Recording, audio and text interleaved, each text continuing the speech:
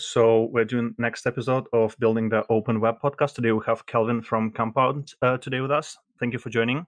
Thank you for having me. Yeah, I actually know Kelvin for close to 10 years now, which is pretty long time. So maybe you can start with where did you grow up? I believe it was Silicon Valley. Yeah, I'm in San Francisco today, and I am originally from Palo Alto, is where I grew up in the Bay Area.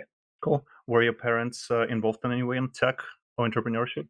Yeah, sort of lightly compared to, I guess the tech industry back then isn't what it is today. But my dad is an engineer and my mom is an accountant, and they both worked for tech companies most of their careers. And then when you got into college, what were your passions back then? Actually, yeah, it's I went to college. I went to Cornell in New York. I went there without visiting. I went from the Bay Area just because I got in. I was like, okay, I'll go somewhere that's very far away from home just to try it out.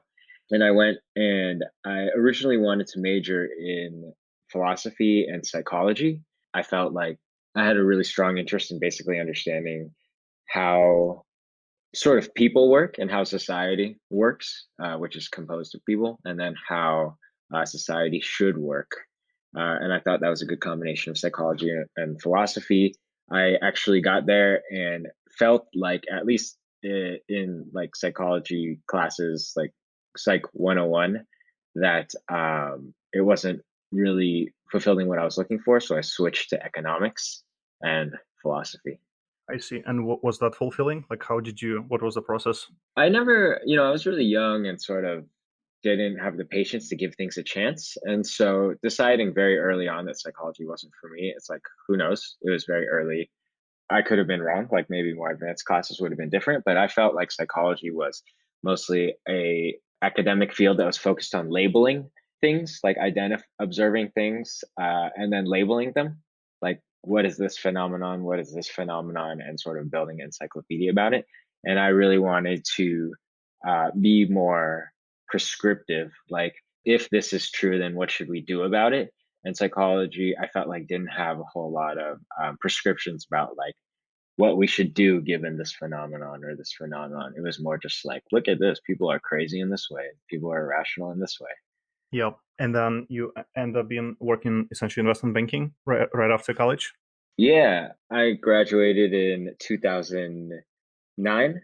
And at the time, I was in New York. Cornell's in New York State. Everyone in New York is going to New York City. Most people are working in finance. So even at that time, I don't know how intentional I was about the decision I was making, but yeah, I knew I wanted to come back to San Francisco and I wanted to work in finance. Investment banking was sort of just like a safe thing to do that also, no one could really criticize you at the time for going into investment banking. It's a safe, sort of strong career choice.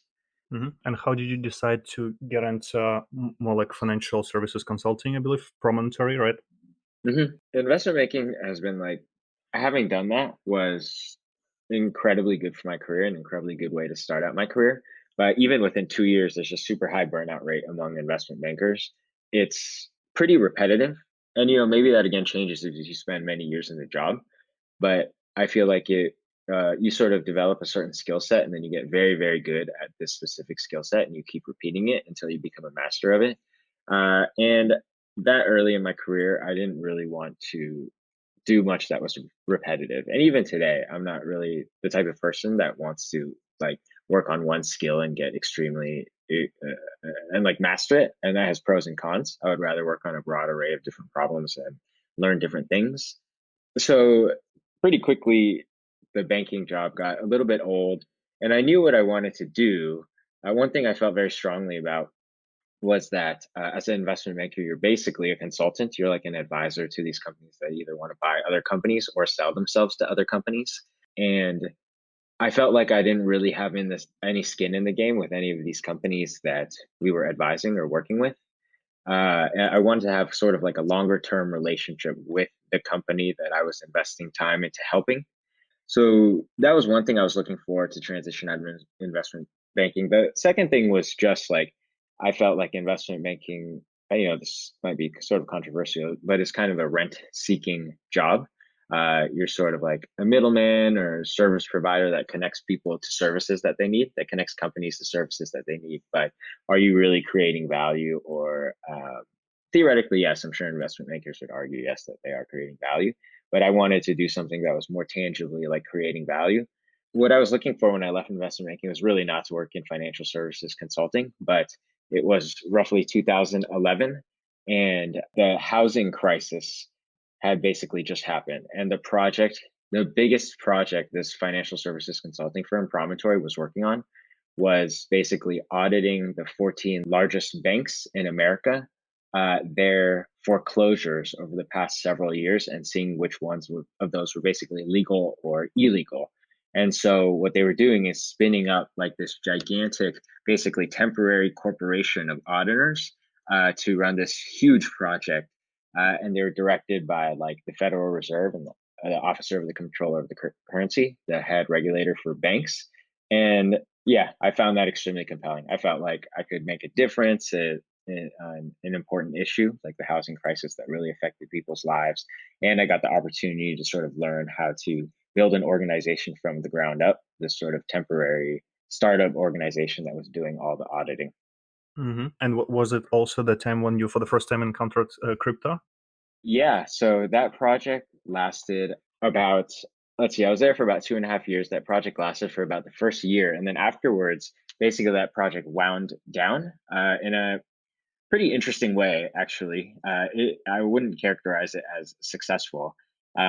Basically, the public discovered that these banks had hired consulting firms to do these audits of the foreclosures that the banks had conducted on the public.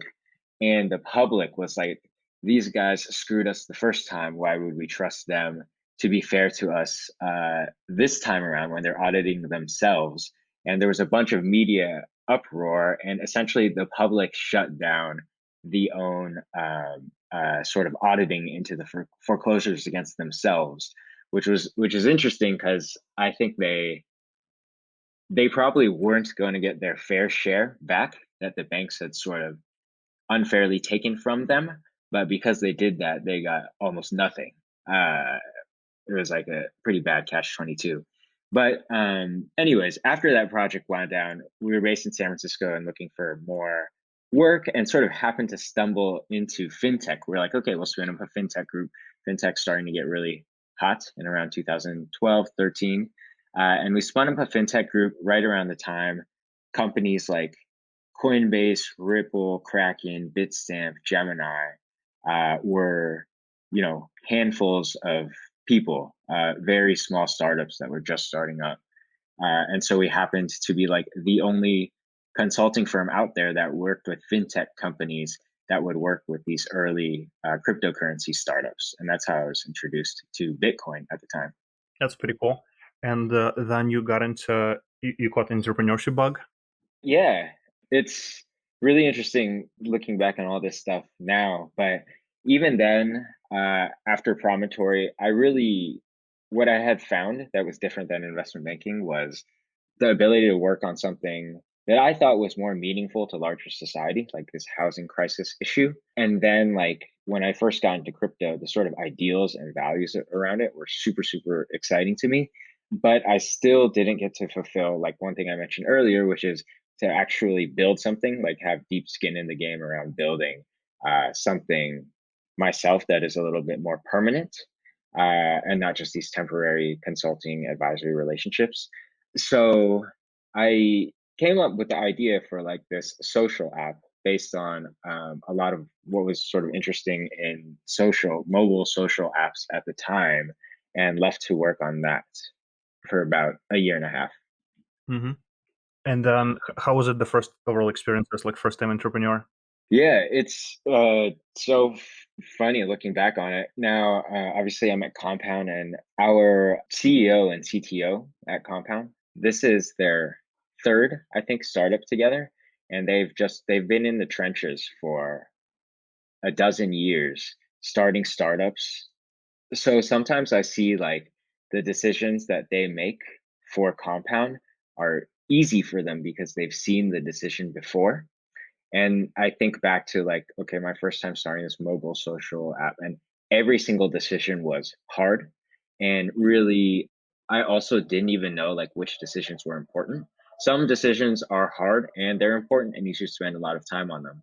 But there are a lot of decisions that are really unimportant, and you shouldn't spend very much time on them at all. Uh, and because back then I didn't know which ones were which, I was just like constantly uncertain about where I should focus, which is bad. You have to move very, very quickly and decisively, I think, as an early stage startup. That said, that's part of why it failed. Like it never really took. Uh, it had at one point several thousand users, which, as a first time sort of product, basically manager and founder, was extremely exciting to even be able to say that you had an impact in any type of way on several thousand people. But it never really took. And a lot of it was just like, I didn't know what to do most of the time. You know, Entrepreneurship, it's interesting because I'm sure like you need a little bit of naivety and like irrational confidence in being able to achieve something that is very hard and will take a long time to achieve, and there's an uncertain path to achieving it. But you also, of course, need some experience, and I didn't have any of it at that time. All that said, like it really changed my life in a very positive way. I met a ton of people that I still know today who are good people in many senses of the word, and are still helpful to me today, and who I'm really glad I got to meet, and I learned a ton from it. And have you been following crypto industry either during the entrepreneurship adventure, like for the next couple of years after it? Yeah.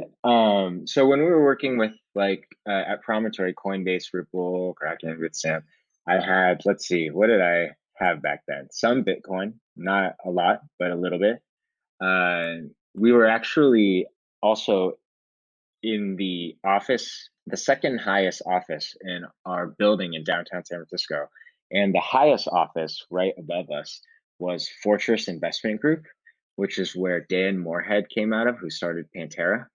And so we worked with them as well. But so we'd take the elevator up, and on the way up, by the time we reached the last two floors, sometimes the only people in the elevators would be people from Promontory and then people from Fortress. And so we'd talk about Bitcoin.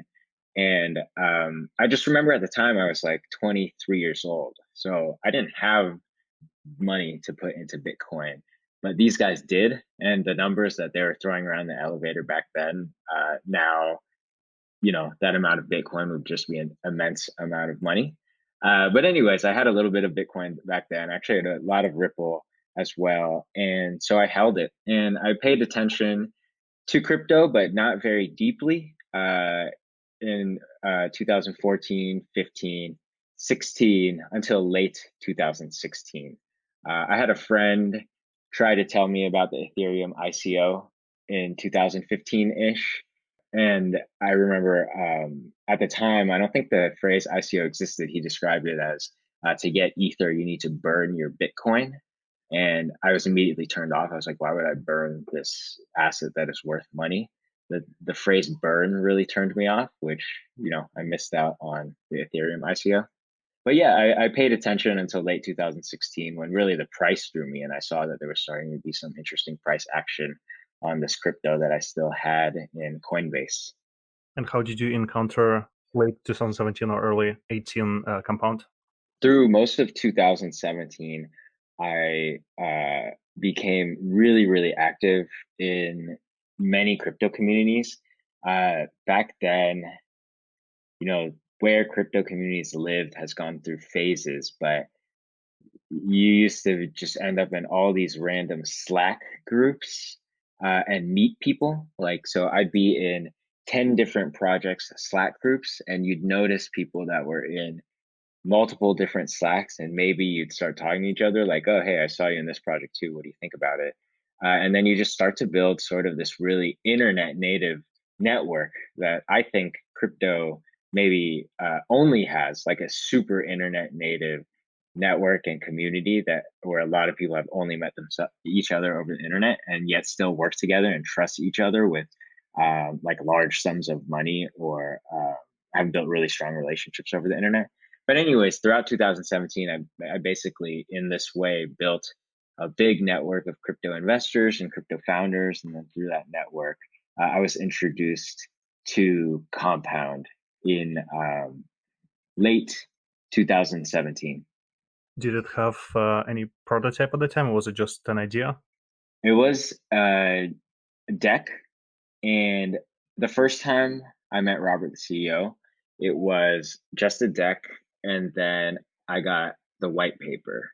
I think there had been a little bit of R&D into what a alpha version of Compound would look like on the Ethereum testnet, but it was basically an idea. Did you pitch yourself to Robert, or he recruited you? And what also did you have in mind in terms of what you're going to be doing there? Yeah, I knew I wanted to work for a crypto company, and I had talked to a bunch of different projects and was basically choosing them. I'm sure now looking back that both I was vetting Compound. Well, I was for sure vetting Compound, and also Compound and Robert were vetting me. But it was a pretty easy fit, actually. I feel like we got along pretty well. We thought about things. We were aligned in the way that we were thinking about things. I remember the thing that was really striking to me about Compound, and why I wanted to join right away was in the deck and the white paper, you'd read it. And today, like when I describe Compound, it's very easy. It's very clear what it is to me and hopefully to the crypto community as well. But back then, even the Compound team didn't exactly know what we were building or didn't know exactly how to talk about what we were building. And there would be sort of a long, months long, or maybe even years long journey, really an ongoing journey to figuring out what we were building and how to talk about it and what parts of it were the most interesting and compelling. So back then, it was sort of like this amorphous blob that was sort of that the core idea was there, but it was in this white paper and this deck, and it was hard to envision. And so I had a lot of questions. I was like, well, this won't work, or like, how is this going to work? Or like, it doesn't seem like this is the best way to do to solve this problem in this way that you've laid out in the white paper. But I remember being really struck by Rob having not only been thoughtful about every gap or problem that I could identify, but also being really thoughtful about how he sequenced, how he planned to address them later on. And this actually ties back to what I said about like my experience with the app that I created and founded, where I didn't know like what problems were important when and how much time I should spend on them at different points in the life cycle of this product. And I could see right away that he did. Like he could say, okay, yeah, this is a really big problem, but it's not something that we think about until 3 months later. So we'll think about it then. And so he had this very thoughtful framework of a plan already for understanding how there were many issues with the product that Compound was building, but how they would be solved in the future. And also, this early, did you have good idea about like what you'll be doing on day one? Yeah, actually, when I joined, right away, it was the team at the time was two engineers, including the CTO and Rob. So Rob is a product CEO. So he's essentially product manager, and the engineers are building the system. So there was nobody to support Rob on the business side. That business was a little bit vague. We talked. There was going to be a big focus on fundraising, um, but also community building, and yeah, those were the two sort of like high level things I came in to work on. And when you say community, what was it already like realization it will become like multi-sided marketplace? There'll be like multiple parties there. You'll be involved in both.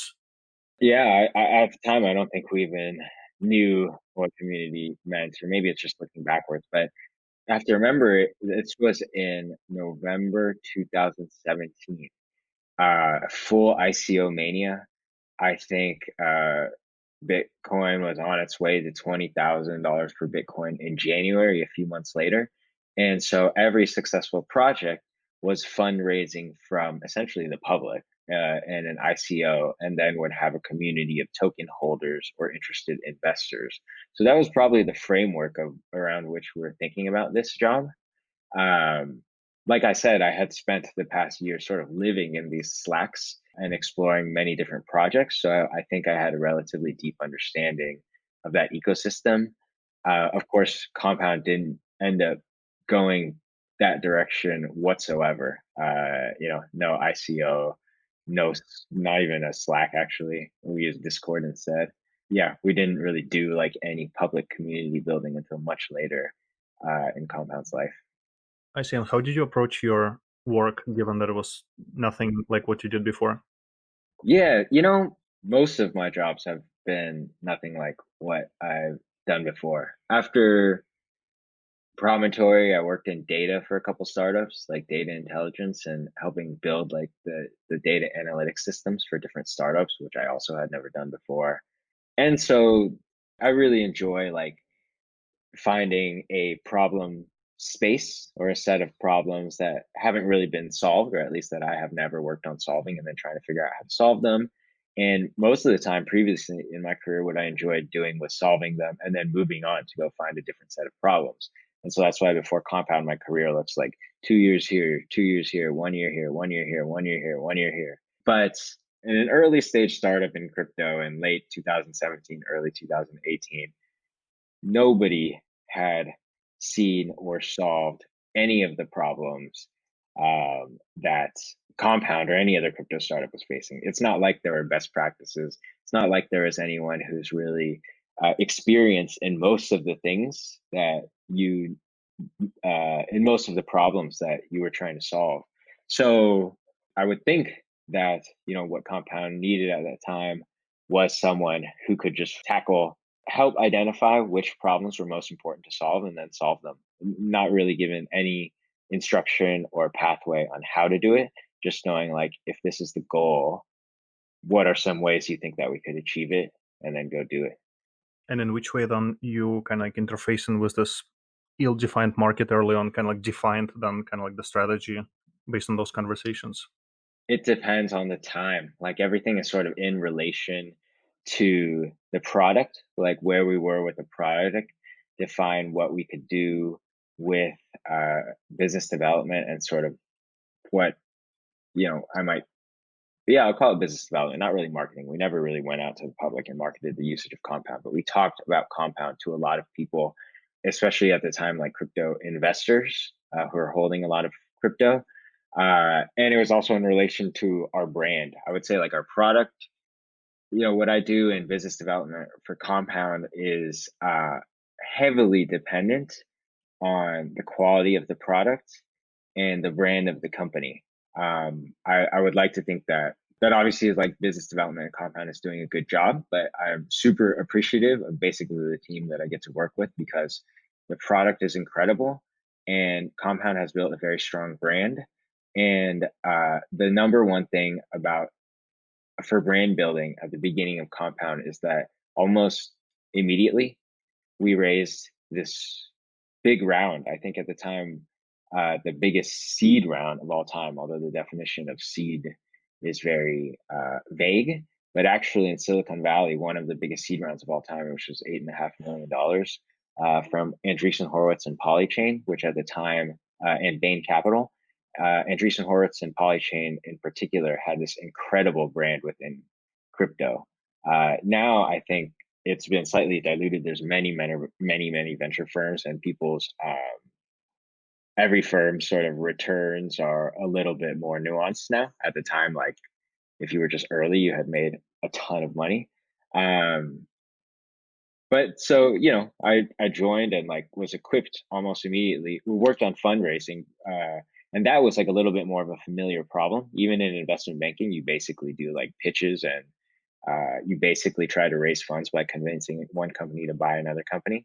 But then equipped with that brand, it actually like made it very easy to basically talk to anybody in crypto. And so, once anybody will talk to you and your job is business development, like that's a great place to start. Then you just try to talk to them in many different ways. Like throughout the past 2.5 years of Compound, from a business development perspective, it's just trying to understand what do people need right now, or what do people want in a product, and then seeing if that aligns with what we can build or what we can deliver. Hmm. And maybe you can share some of the tactics that you used and strategies for the role. Yeah, the history of Compound I like to think about is like there are these 3 to 4 month epics, I guess, and there have been like 6 or 7 or 8. So in each of these 3 to 4 month periods, the business development strategy was very different. Like I said, the first sort of 3 to 4 months, I worked on fundraising.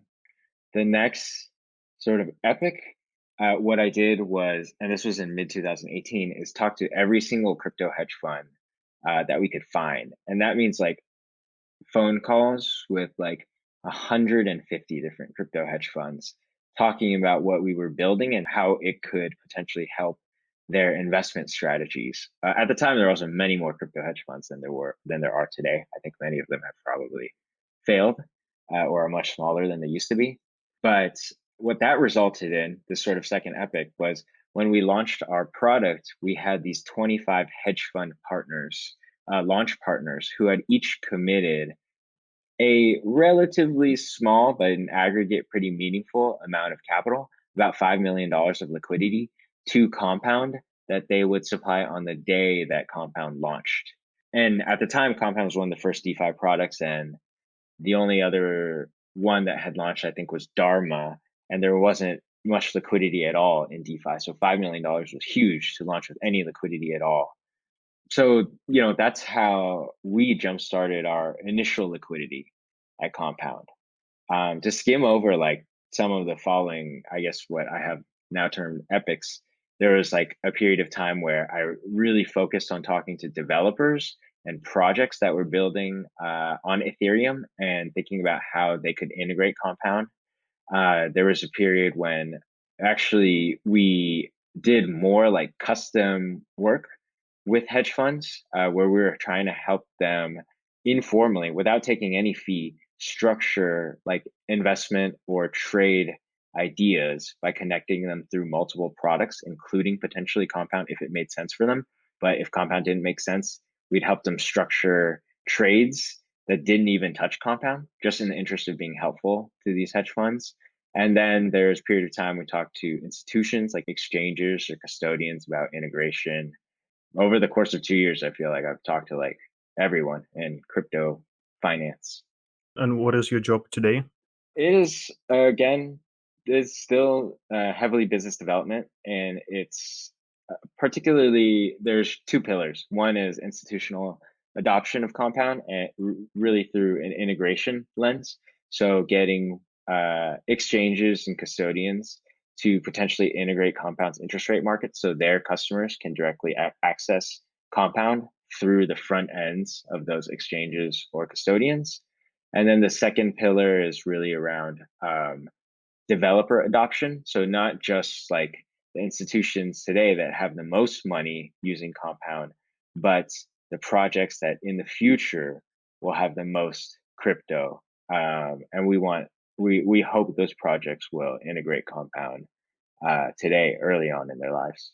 That's more of like the hackathon individual developer approach.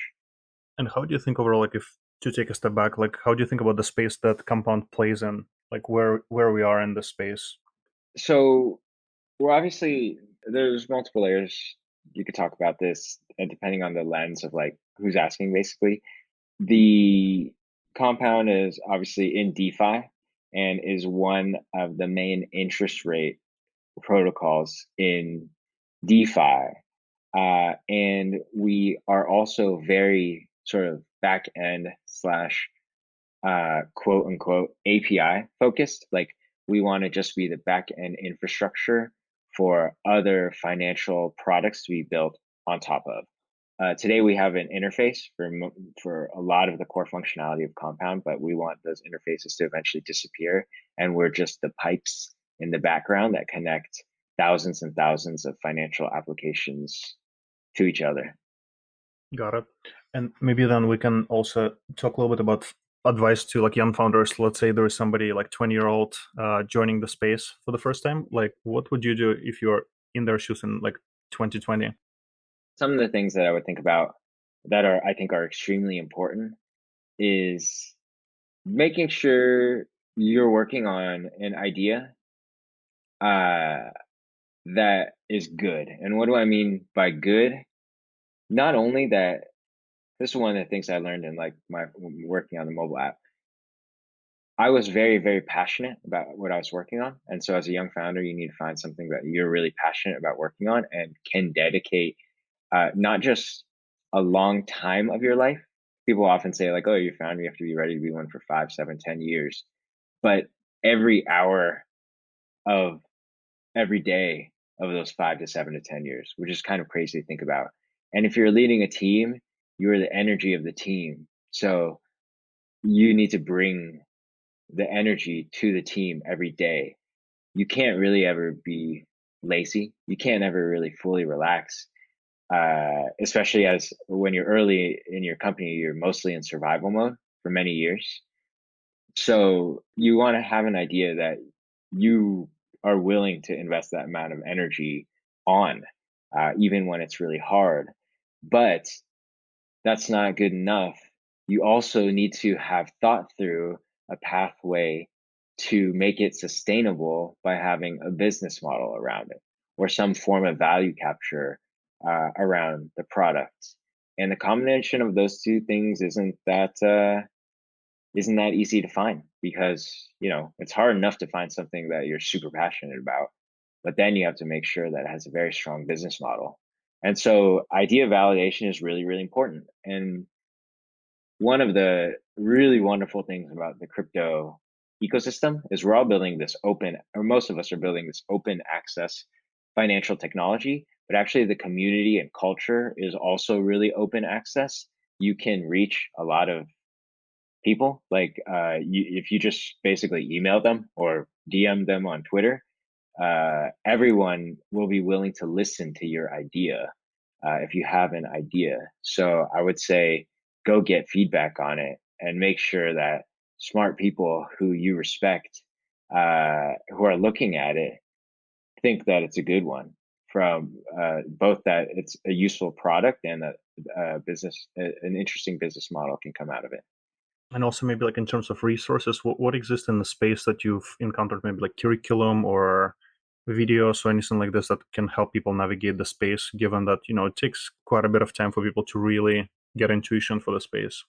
Yeah, that's true. It's hard for me to have a beginner's mind about it now.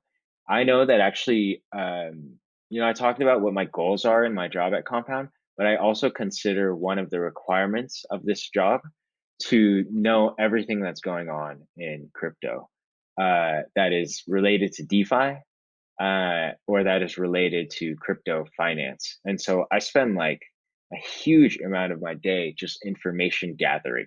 And I know I have the channels and networks set up to do so fairly efficiently.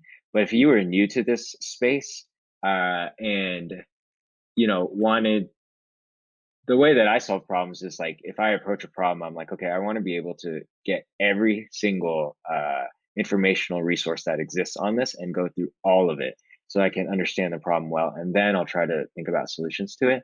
But yeah, coming to this space, it would be hard. So I would say basically what you want to try to do is quickly get to a focus within the space. Like there's a lot going on in crypto. And then if you drill into DeFi, which is what I work in, so I'm just going to assume that like for some reason you have a DeFi product, but it could apply to any other vertical. Then you drill into DeFi and there's a lot going on there. But then within DeFi, maybe you can start to get a little bit more granular. You can say, okay, there's interest rate protocols, there's decentralized exchanges, there's synthetics, create synthetic asset creation platforms. There's whatever, and then maybe just try to be an expert in one of those verticals to start. Actually, this is just something that I'm sort of coming up with, but I think that based on an understanding of the ecosystem that way, what I would recommend is if you're a young entrepreneur coming in this space, you don't do a ton of research and then pick a few verticals you think might be really interesting, and then just spend like 2 weeks focused on one 2 weeks focus on the next one, 2 weeks focus on the next one, and then after 2 months go back and say like, okay, of those first four, is there one that I'd be willing to spend the next year only in that vertical? But yet you need to give yourself the time to sort of understand all the different verticals that exist and really go deep in them. How do you go about information gathering? Yeah, what I would do is find the projects that are leading in those verticals and hop in their discords or telegrams. Although I have this like strange, I guess, like intuition that companies that have discords are more serious than companies that have telegrams. But that's just because telegram is such a, I don't understand how any communication happens in there. But hop in their discords and then just lurk, like read it every day, see what people are talking about, go through the resources that those projects provide themselves. If you these projects are getting built in real time, so if you get to see like the decisions that they've made in the past, the problems that they're dealing with today, and the decisions they're making today, and the problems they're thinking about in the future, you'll get a lot of, you'll get to sort of like take the perspective of or live vicariously through the eyes of the founders or the team of that project, which will help you understand how they see the space, which will help inform how you see the space. So yeah, I would say like pick projects, pick a vertical, and then go find like who are the top 2 or 3 projects there, and then it's magical because almost everything in crypto happens out in the open, so you can just follow along. Yeah, I think it's like quite different, right, from like enterprise software, consumer web. It's like actually you cannot like day by day track where the company is going in real time. Otherwise, outside of crypto. Yeah, it's actually incredible to think about. It'd be insane if there was like a Discord for a SaaS company or something like that, where customers in a community who are interested in the product could just talk to the team. But in crypto, every single project has that. Yeah. Well, thanks a lot for coming to Building the Open Web podcast. I really appreciate this advice to founders. Awesome. Thank you for having me, and for the great questions and for letting me, talk about myself for a while. Last question I have is where people can find more information about you or Compound. Definitely start on Twitter, which is where a lot of action happens in crypto. But Compound is at Compound Finance. I'm at CJLIU49. Email me, calvin@compound.finance, especially if you're interested in building on top of Compound or in using it. Happy to talk about it anytime. Thanks a lot. Thank you. Thank you for listening. You can find more episodes of this podcast at openwebcollective.com. If you're a founder looking for help with product, go-to-market, or fundraise, apply on the same exact website. It's openwebcollective.com. If you really like this episode, I would really appreciate if you give us a review on a platform of choice where you listen to podcasts to. And finally, if you're on Twitter, we are at OpenWebFounders. Again, the handle is at OpenWebFounders. I'll see you next week.